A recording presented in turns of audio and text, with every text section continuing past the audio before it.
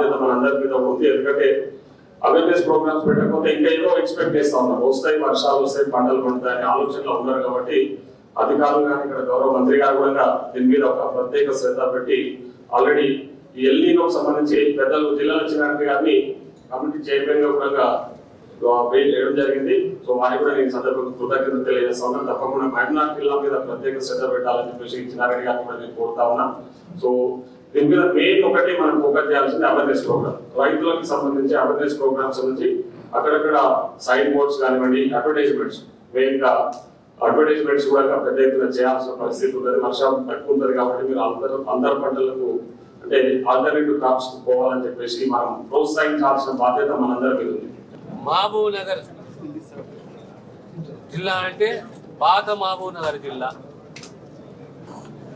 5 జిల్లాలు కలిపి మహబూబ్ నగర్ జిల్లా రివ్యూకు సంబంధించి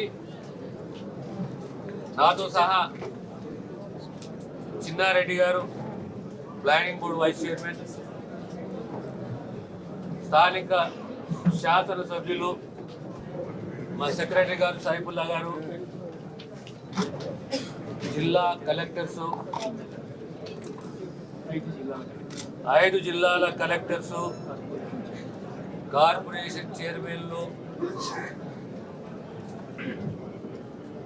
ఇతర అధికారులు సుదీర్ఘంగా జిల్లాలో ఉన్న పరిస్థితులు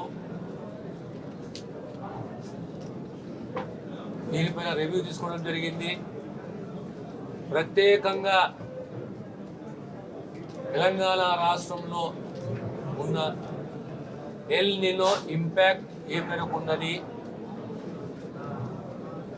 ఉన్న ఇంపాక్ట్ని ఏ రకంగా అధిగమించాలి,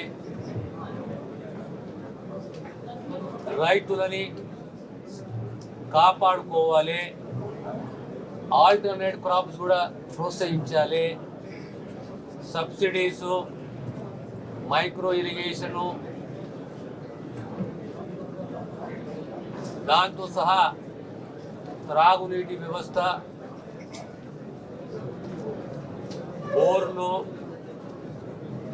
బోర్ల repairs, pipe line repairs, power supply, ఇవన్నిటిపైన రివ్యూ చేయడం జరిగింది, సమీక్షించడం జరిగింది. 40% సుమారు మనకు డెఫిషిట్ రెయిన్ఫాల్ ఉన్నది, 40% ఉన్నది. రాబోయే కాలం పరిస్థితులు ఎలా ఉంటాయి, ఆ పరిస్థితులను అంచనా వేసుకొని రైతులని కానీ, పశుగ్రాసాన్ని కానీ, త్రాగునీరే కానీ, పవర్ సప్లై కానీ, ఇవన్నిటిపైన యంత్రాంగానికి దిశా నిర్దేశిస్తూ స్థానిక శాసనసభ్యులు వారి వారి ప్రాంతాలలో ఉన్న ఇబ్బందులు, ఆ ప్రాంతంలో రైతులే కానీ, పవర్ సప్లై కానీ, త్రాగునీటి వ్యవస్థనే కానీ అన్నిటిపైన తగు చర్యలు, జాగ్రత్తలు తీసుకోవాలనే ఉద్దేశంతో ఈ సమావేశాన్ని నిర్వహించడం జరిగింది. మళ్ళీ శుక్రవారం నాడు 5 జిల్లాలు, ఈసారి వనపర్తి, నాగర్ కర్నూలు పొద్దున, మధ్యాహ్నం మహబూబ్ నగర్, నారాయణపేట, గద్వాలకు సంబంధించిన 3 జిల్లాలు కలిపి సమీక్ష సమావేశాన్ని నిర్వహిస్తామనే విషయాన్ని ఈ ద్వారా ప్రజలకు తెలియజేస్తున్నారు.